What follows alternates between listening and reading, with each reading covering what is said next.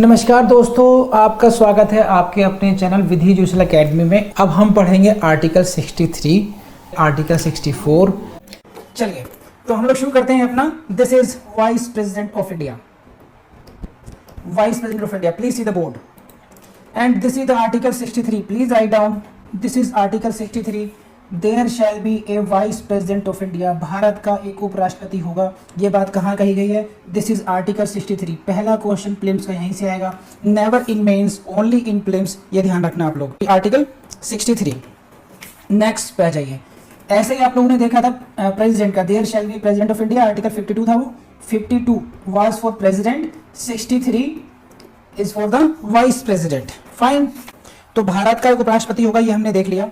अब आगे बढ़ते हैं। This is article 64। Article 64, the vice president to be ex officio, please highlight this, ex officio chairman of the council of state.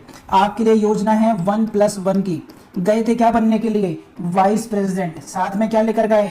Chairmanship. Chairmanship कहाँ की लेकर गए? राज्यसभा की। समझिए इस बात को। ये इसकी लैंग्वेज पे आते हैं।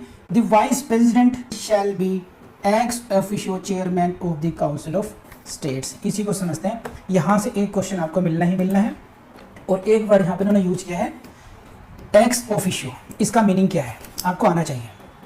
देखिए पहला क्वेश्चन यहां से आएगा। कैसे क्वेश्चन बना सकते हैं आपको? देखिए यहां से, which out of following statements, आपको कुछ स्टेटमेंट्स देंगे। Statement number 1, statement number 2, statement number 3।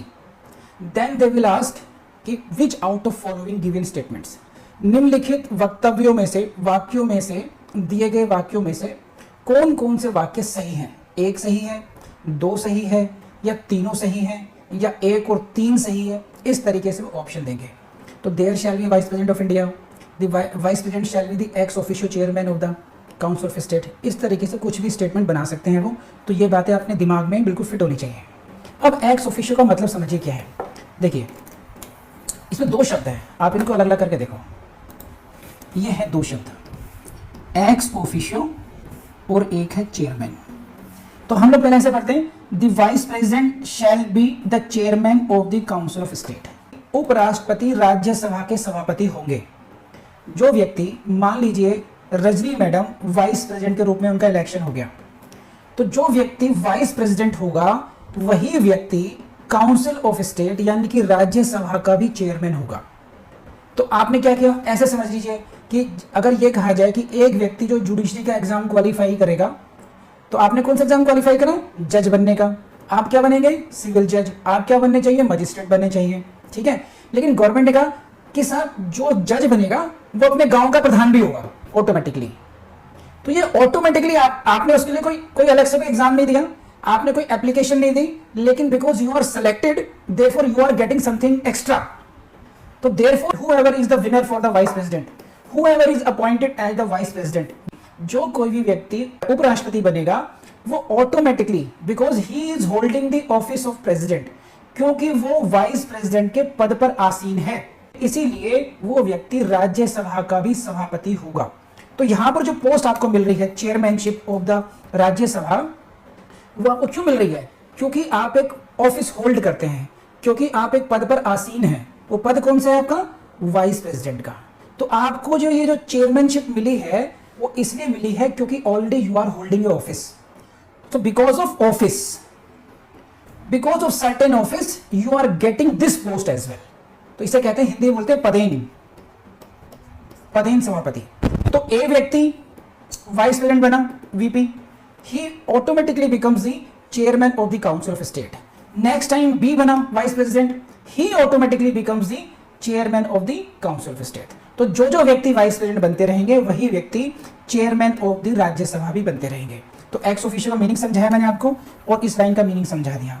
इससे पहले आपने देखा होगा, अगर आपने जीएस में जरा भी रुचि हो, तो जब हमारे देश में प्लानिंग कमीशन था, तो जो कोई भी प्रधानमंत्री होगा, प्राइम मिनिस्टर होगा, वो x officio chairman of the planning commission होगा। इस तरीके से था पहले।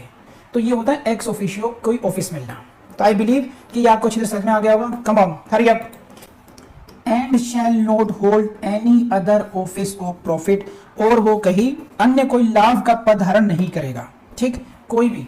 तो he is holding the office of the vice president, he is holding the chairmanship of the Rajya Sabha and इसके अतिरिक्त he will not hold any office of profit. ये बात प्रैक्टिकली तो एग्जाम में शायद नहीं पूछेंगे आपसे, but you must know about this. यहां से क्वेश्चन पूछ सकते हैं आपसे इस लाइन से। This is what 63 proviso provided that परंतु during any period when vice president acts as president, जब वाइस प्रेसिडेंट कैसे काम कर रहे हैं, राष्ट्रपति का कार्य कर रहे हैं, when vice president discharges the functions of the president under 65। क्या मतलब इस बात का कि कई बार सपोज कीजिए प्रेसिडेंट का ऑफिस अचानक रिक्त हो गया, he died, he resigned, he is removed, तो देयर इज कैजुअल वैकेंसी। ये भी हो सकता है he is somehow not able to discharge his functions, he is ill, in that case vice president acts as the president। उस समय जो उपराष्ट्रपति हैं वो राष्ट्रपति के रूप में कार्य करेंगे, वो राष्ट्रपति के कार्यों का जो फंक्शंस हैं उसको डिस्चार्ज करेंगे, यानी कि उनके कर्तव्यों का निर्वहन उपराष्ट्रपति करेंगे। The vice president shall discharge the functions of the president. So एक व्यक्ति है, now he is the vice president. अब क्या कर रहे हो, now he is acting as the president. तो उस सिचुएशन में क्या होगा, उस सिचुएशन में ये होगा, रेड लाइन पढ़ लीजिए। यहां से क्वेश्चन बनता है आपका स्टेटमेंट सही है या नहीं है, इसको ऐसे पढ़िए आप लोग। When he acts as the president, he shall not perform the duties of the chairman of the Council of States. At that time, he shall not perform the duties of the office of the chairman of the Council of State. उस समय वो राज्यसभा के सभापति के जो कर्तव्य हैं उनका निर्वहन नहीं करेंगे। He shall concentrate only on the functions of the president, क्योंकि प्रेसिडेंट के पद पर आसीन हो गए हैं temporarily. He is looking after the work of the president, therefore for that temporary period, जितने दिन के लिए, सपोज कीजिए प्रेसिडेंट 15 डेज के लिए बीमार हैं, नहीं आ रहे हैं office, and if you are the vice president, you are acting as the president, so for those 15 days you will not work as the chairman of the Rajya Sabha. Very simple, बहुत कुछ टेक्निकल नहीं है, लेकिन ये जानना जरूरी है। कौन से क्वेश्चंस के लिए, स्टेटमेंट्स के लिए। तो ये पॉइंट समझ आया, हाँ जी, come on. And shall not be entitled to any salary और allowance payable to the chairman of the council of states under article 97। जब आप प्रेसिडेंट के रूप में कार्य कर रहे हैं तो आपको चेयरमैन को जो अलाउंस मिलते हैं, चेयरमैन को एज ए राज्यसभा जो आपके अलाउंस मिल लेते हैं वो आपको नहीं मिलेंगे, ना वो काम करेंगे, ना आपको वो वेतन। आपको कौन सा मिलेगा, प्रेसिडेंट के स्केल का मिलेगा, प्रेसिडेंट के हिसाब से मिलेगा आपको। देखो एक बात और समझना आप लोग, है ना, आपको समझना चाहिए। आपने देखा हो कि मैं बेरेट को काफी ब्रेक कर देता हूँ, है ना, फिर वहां पर कहीं ना कहीं हाईलाइट करता हूँ। तो उस तरीके से आपको भी ब्रेक करना आना चाहिए कि बेरेट को किस तरीके से पढ़ते हैं, कैसे एक एक वर्ड इंपॉर्टेंट होता है लॉ में।